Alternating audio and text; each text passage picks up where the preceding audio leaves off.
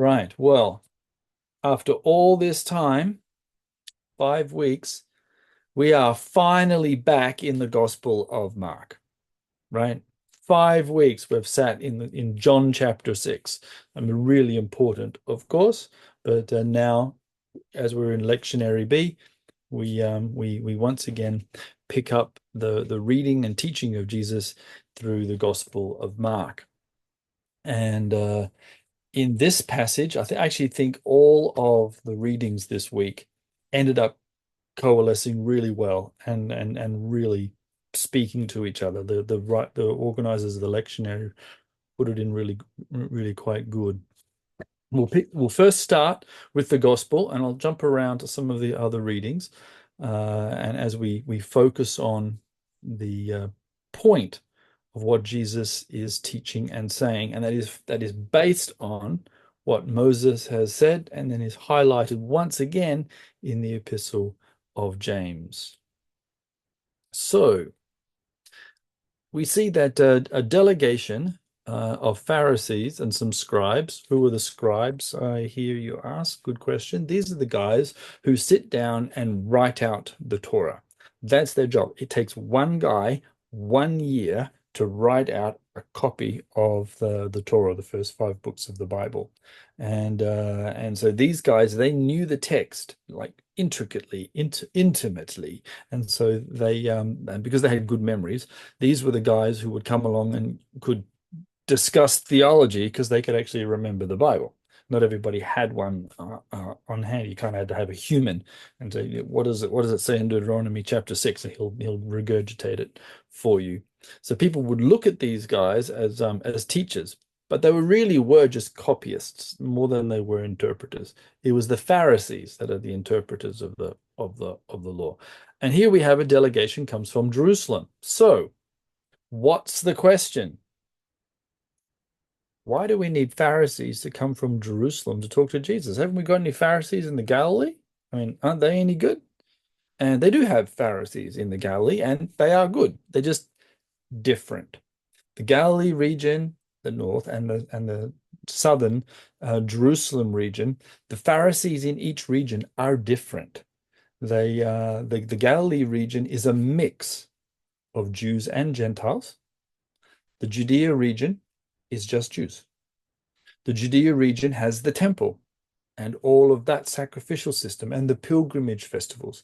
The Galilee has a different form of Aramaic, a different form of Hebrew. People know that when Peter is in during the final week of Jesus, and Jesus has been captured and is in a prison, and Peter is just talking, they recognize his accent. You're one of those northerners. We can tell by the way you speak. So there's a definite dialect. And in the middle of this region is Samaria. So it's you just to get from one to the other, you've got to cross this very dangerous place. And so these two areas sort of grow sort of independently, quite differently. Jesus in the Galilee, during his Galilee ministry, hangs out with lots of Pharisees. He eats with them, he talks with them, he debates with them. Some of them join the Jesus movement, and they even warn him, don't go to Jerusalem because Herod wants to kill you. The Pharisees in Jerusalem have allied with their theological enemy, the Sadducees, to become part of the Sanhedrin, which was the ruling judicial court of the temple. You see that in operation in the book of Acts more than you do in the Gospels. And so Jerusalem has heard of the upstart itinerant preacher. He's quite popular. He's doing all kinds of things, apparently, and he's teaching some stuff. So we need to send a delegation to go and talk to him. And when they come, and this is not the first time, when they come, they don't have a theological debate with him here, and they pick him up on a practice. They don't pick him up on his teaching. They don't question a miracle. They say, look, we've noticed that your disciples, your Talmudim, they don't eat properly. They don't wash their hands in the right way. And notice, they don't charge Jesus with not washing hands. They charge the disciples. Now, many commentaries will say, see, that means Jesus was keeping to the customs. But I we'll digress here. Students imitate their master. So if the disciples aren't washing their hands, it's because Jesus isn't. Okay. And now, why would what's the whole problem here? This is the Jewish community held to the traditions, and it's because it's also in the Bible of that holiness and purity and impurity were transferable by contact. You could touch something holy, and that holiness could become part of you. And at the same time, if you were in an unclean state and you touched something holy, you would impart your unholiness or your uncleanness onto it. And and that concept is still true today. Okay. We're in the world and we want to affect the world, and so we want to touch the world. But at the same time as we touch it, it touches us. And it's transferable. Christians can be salt and light, but if you, as while being in the world, you embrace the world, you lose your salt, you lose your light. And so there's a transfer back and forward. So we always have to be careful. But what's going on here? Where did all this hand washing come from? Yes, it's the traditions of men. Now, traditions are not an inherently bad thing. Some people read these narratives in the gospel and they get this sort of idea that, see, all traditions are evil, they're horrible, and we should throw them out. And then join churches that don't do any traditions. Except that the very Bible itself is a tradition. How it came about, which books are in, etc., etc. That's a tradition. How you interpret it, it's a tradition. Jesus himself does things that are traditional. For example, at Passover, he takes cups of wine. They're not in the original text. You do not find wine during the Exodus story, but you do in the Gospels. And you find Passover lamb in the Exodus story, but in the Gospels, it's just bread, right? So there's the different traditions that have come up, and they're okay. Traditions in themselves are not evil. They're just they're traditions. They can be helpful. So, what's the issue here? So the tradition had come about that to make sure that you were in a clean state when touching and handling food, you had to wash. Now, if you were in a restaurant, you'd be doing exactly the same thing to this day. But here, this was actually a religious thing, because the Pharisees had come up with a concept called the priesthood of all believers. You heard of that? Yeah, the priesthood of all believers. We're all priests. That was actually a Pharisaical teaching. They were the modern day evangelicals. Okay? We're all priests. It's a kingdom of priests. So what they did is whatever rules which they found in the Bible that were prescribed to priests and the Levites, they superimposed it on everybody. So if you read Leviticus, if you happen to be a priest, a Kohen, or a Levite, a Levi, and you're doing something in God, you have to wash before you handle sacrifices. So they made the rule that because everyone's a priest, everybody has to do hand washing. Okay, that was their logic. And so to rebut this, Jesus doesn't say, "Oh, that's not in the Bible," because it is the hand washing bit. He says, "You've missed the whole point entirely." And he moves the discussion right to the kernel of the problem, and that's to your heart. So, and he quotes Isaiah 29:13 is the prophet. Notice he just quotes one verse out of context, bang. The way Jewish people in the first century used the text was a little differently to the way we do it now. But he quotes Isaiah and he says, they're speaking of you, Isaiah, you hypocrites. You honor the Lord with your mouths and say that you're following God, but what you really do is you just do things to serve yourself, right? And he gives the example of you are supposed to honor your mother and father. That's one of the big 10. Notice how Jesus says it. He says, for Moses said. He doesn't say for the Lord said, although that's actually it's in the text. Okay? The tradition was we call it the law of Moses. Not the law of Moses. It's the law of God. Just Moses happened to be the dude who was speaking it. So Jesus says, one of the commandments is honor your father and mother. Now, you've created this idea that instead of, as your parents grow old, you having to pay and keep them, you say, everything that I'm going to earn interest on and that I should be giving to my parents, I'm going to do what's korban, which is the word sacrifice. I'm going to sacrifice it to God. I'm going to give it to God and give it to the temple. Okay, well, giving to God's a good thing. Giving a tithe to the church, that's a good thing. Ignoring your parents because of it, not a good thing. And so that's what Jesus is challenging them on. He's challenging them on the fact that you've actually missed the heart of the Bible. And this goes all the way back to Moses. And so when going back into the food section, the food issue, Jesus turns around and says, look, doesn't matter what goes in your mouth. Not really. What comes out is really what counts. And so there are some Bible verses, Bible translations, like the NIV, that will translate. And you'll actually read chapter Mark 7, verse 19. It'll say this: "For it doesn't go into the heart, but into the stomach. So when you eat something, it goes into your stomach. That's, biologically correct. And then it comes out of the body, also biologically correct."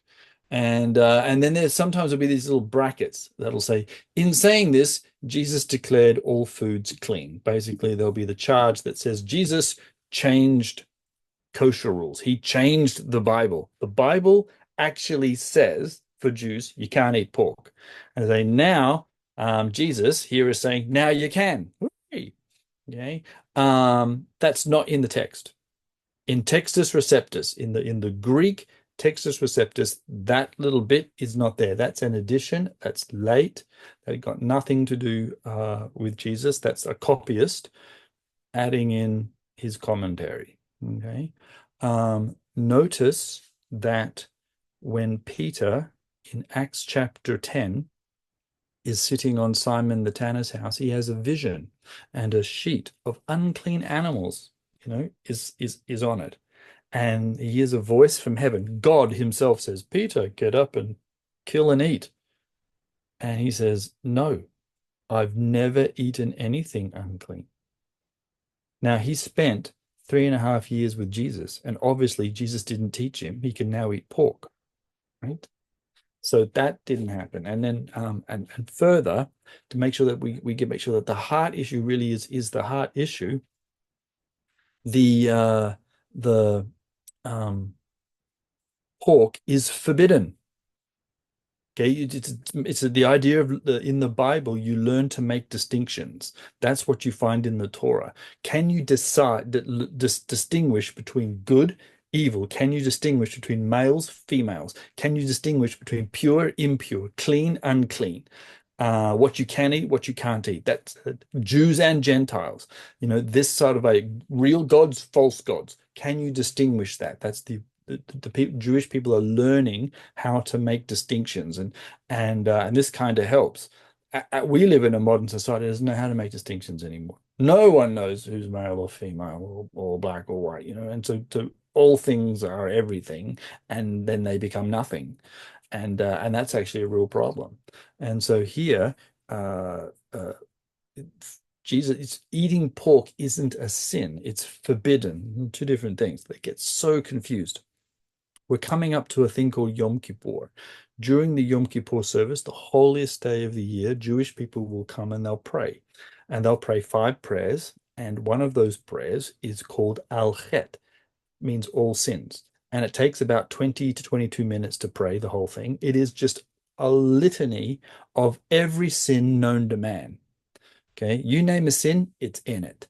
Okay. And you think we've had a really long confession. Oh, Aaron, no, always having to go to church and confess. Okay, it takes 30 seconds. Okay, go to a Jewish synagogue on Yom Kippur, take you half an hour just to get through confession. And you sit there and you basically say, "Forgive me, Lord, because of, I lied, I cheated, I thought bad thoughts, yeah, I scratched my neighbor's car." I mean, you name a sin, they've got it. But one of the sins you don't mention, there's nothing that says, "Forgive me, Lord, for eating pork." Not there. It's just forbidden because everybody knows you eat something, it doesn't go near your heart, it goes in your stomach. 24 hours later, it goes down, purified, done. Try again, brother, to stay away from the non-kosher foods. Okay, great. But what's really important for Jesus and God and Moses and all those others is what you do. What comes out of a man's heart? Let's look at them. Jesus says, okay, evil thoughts. Well, that's a thought. Okay, so you can kind of see that. Adultery, see that. Fornication, definitely see that. Murders, can't miss them. Thefts, yep. Okay, covetousness. These are all things, the actions, things that you do. Wickedness, deceit, lewdness, an evil eye. What's an evil eye? I hear you say. It's not some sort of lazy eye that stares off in crazy directions. The term having a good eye or an evil eye in the Bible is generosity. If you have a good eye, it means you are generous. You notice people are poor and you go to help. If you have an evil eye, you notice people are poor and you don't care, right? And that's bad, okay? Where you notice that there's something that you should be doing and you don't do it. The term is he has an evil eye. He's not generous. He's guarding everything to himself. He's not sharing. Okay. Blasphemy, pride. These are all things that you do. But what you do, Jesus is saying, is linked to your heart. That's exactly what we see in the Epistle of James, don't we? Epistle of James, unfortunately, always gets a bad rap thanks to, the early reformers like Martin Luther, who hated the book because it seems to mean that you have to do something. Yep, because it says, "Be doers of the word and not hearers only, deceiving yourselves." Right? If you don't do what God says, you're deceiving yourself. But that's works righteousness, Aaron. No, it's obedience. Big, big difference. We'll get onto that in a minute. Although you've actually heard me say this before, so you already know what's coming. If anyone is a hearer of the word and not a doer, then he is a man observing his own natural face in the mirror, observe himself, goes away, and immediately forgets what type of person he is. And that idea of forgetting and remembering is really big. So take that idea of forgetting, remembering, and doing, and the heart, which is Jesus and James, and put it all the way back into the Torah, back into the words of Moses, the one that was read today. And so I think the people who had put the lectionary together, they did a great job. Deuteronomy chapter 4. Here's Moses. He's been journeying with the Israelites for 40 years. He knows that they know what to do. They just don't do it. And so he goes to the heart of the matter, which is the heart. And so in Deuteronomy is all about the heart. Love the Lord your God with all your heart. Okay. Circumcise your heart. Create in me clean hands and a pure heart. And I'll take out your heart of stone, put in hearts of flesh. It's all about the heart. That's the kernel. But what does it really mean to have a heart for God? And so there's Moses with his people. He doesn't just say, "Okay, everybody love God," and then that's it. No, he turns around and he says, "Listen, Israel, to listen to all the statutes and the judgments which I'm teaching you to observe. Okay, obey the commandments of God." What's the theological problem? What's the theological problem? I hear you ask. Well, God asks me to obey, but he knows I can't obey. So either God is stupid or I'm not understanding what God said. Now, God is the smartest being in the entire universe. So if he says, "Obey my voice," he doesn't mean Well, but you can't really do it, so I don't even know why I said it. Okay? He means obey. What does it mean to obey the Lord? Well, it's a relationship. Okay? You're in a relationship with God. And when you're in this relationship, God says, well, if you do this and listen to my voice and put my words into practice, it's going to have consequences. And those consequences is human flourishing. It's going to be beautiful. Okay. And but if you don't put my words into practice, you do the opposite, then then there's consequences, and those consequences aren't good. The relationship is based on hearing the word of God, loving him, and putting his words into practice. What does Jesus say in the Gospels? If you love me, keep my commandments. So here, Moses says, when talking about these words of God, having this relationship which God gives through his word in verse 6, therefore be careful to observe them. Well, if you can't be careful to observe them, why ask? So Moses and God think you can. Be careful to observe, for this is your wisdom and your understanding in sight of the peoples who will hear all the statutes, and they'll say, surely this is a great nation. It's wise and understanding. Why is Israel a great nation? Because they've got the Bible, because they've got the wisdom from heaven, because God has spoken and said, listen, you want to do human flourishing? This is how you set up your society. Moses goes on to say, what other great nation has God so near that we can call on him whenever we want? I mean, what an incredible privilege. Here I am. I've been living in Great Britain for 3 months now. Why is Great Britain great? It's founded on the Bible. Okay. It was the system of laws and morality is based on the Bible. In fact, in the government, you have the House of Lords, and within those lords, you have lords spiritual, bishops. You had priests, bishops, clergy who were part of the government. That's what made Britain great. You throw all that out and not so great anymore.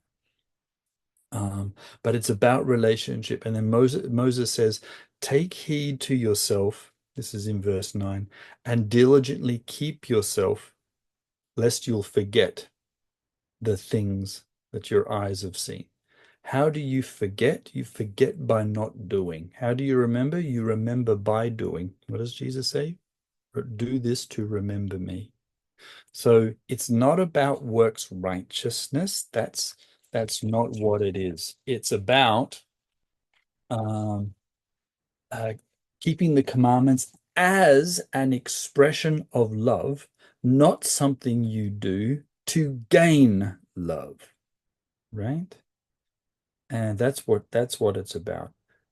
Obedience and serving the Lord and doing what he says is about is an expression of loving God, and it comes from the heart. You're in a relationship with the living God. And so there's forgetting and remembering, and it's tied to doing and not doing. And when you fall, because you're all gonna fall, then you pick yourself up, or God helps you picked up, you pick each other up. And it's within this chapter. Moses knows in verse chapter 4, verse 29, Moses knows that this community that's going to go into the land of Canaan and to set up a just society will fail. And then they'll get carted off into exile and they'll serve other gods and it'll be all horrible. But here's what the Lord says. But if from there, basically, when you're at your darkest point in life, there you will, if you will seek the Lord your God, and you will find him if you seek him with all your heart and with all your soul. He doesn't say, if you offer a goat, Bob's your uncle, or in my case, John, I'm there. That's not the way it says. If you find yourself the nearest priest, okay, you'll find Jesus. No, If you seek God with your heart, you will find him. That's the promise, because it's always been about the heart. Now that you've got close to God, you're in this relationship, do what he says. It's just that simple. Nothing to do with works righteousness. Just that what we do is an expression. So the invitation today, when people say, where am I at? Where am I at with God? Where am I at with Jesus? Very simple. Reflect on the actions of our heart. What are we doing? Are we are we practicing the things that Jesus says in the end of our gospel passage? Do we have the evil eye? Are we how's our tongue? Are we thinking good bad thoughts, or are we being generous and kind and such? Where are the actions of our heart? So that's what we need to do. Reflect on that relationship that we have with God this week. Reflect on are we forgetting God, or are we remembering him? And how do you remember him? You do what he says. And if we find ourselves away from him, let's remember God isn't the one that gets lost. That's us. But you can always find our way back to him. And boy, that is really good news.